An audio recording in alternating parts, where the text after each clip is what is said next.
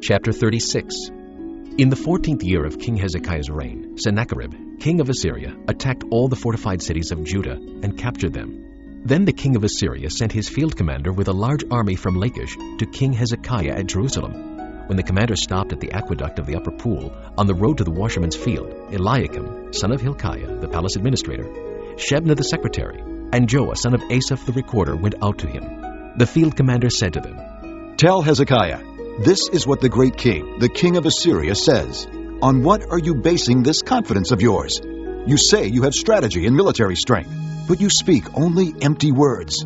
On whom are you depending that you rebel against me? Look now, you are depending on Egypt, that splintered reed of a staff, which pierces a man's hand and wounds him if he leans on it. Such is Pharaoh, king of Egypt, to all who depend on him. And if you say to me, we are depending on the Lord our God, isn't he the one whose high places and altars Hezekiah removed, saying to Judah and Jerusalem, you must worship before this altar?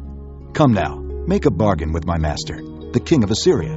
I will give you 2,000 horses if you can put riders on them. How then can you repulse one officer of the least of my master's officials, even though you are depending on Egypt for chariots and horsemen? Furthermore, have I come to attack and destroy this land without the Lord? The Lord himself told me to march against this country and destroy it." Then Eliakim, Shebna, and Joah said to the field commander, "Please speak to your servants in Aramaic, since we understand it. Don't speak to us in Hebrew, in the hearing of the people on the wall." But the commander replied, "Was it only to your master and you that my master sent me to say these things, and not to the men sitting on the wall, who, like you, will have to eat their own filth and drink their own urine?" Then the commander stood and called out in Hebrew, "Hear the words of the great king, the king of Assyria. This is what the king says.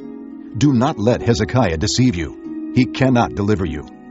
Do not let Hezekiah persuade you to trust in the Lord when he says, the Lord will surely deliver us. This city will not be given into the hand of the king of Assyria. Do not listen to Hezekiah. This is what the king of Assyria says. Make peace with me and come out to me. Then every one of you will eat from his own vine and fig tree, and drink water from his own cistern, until I come and take you to a land like your own, a land of grain and new wine, a land of bread and vineyards.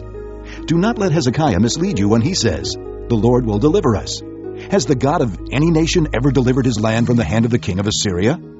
Where are the gods of Hamath and Arpad? Where are the gods of Sepharvaim? Have they rescued Samaria from my hand? Who of all the gods of these countries has been able to save his land from me? How then can the Lord deliver Jerusalem from my hand?" But the people remained silent and said nothing in reply, because the king had commanded, "Do not answer him." Then Eliakim, son of Hilkiah, the palace administrator, Shebna, the secretary, and Joah, son of Asaph, the recorder, went to Hezekiah with their clothes torn, and told him what the field commander had said.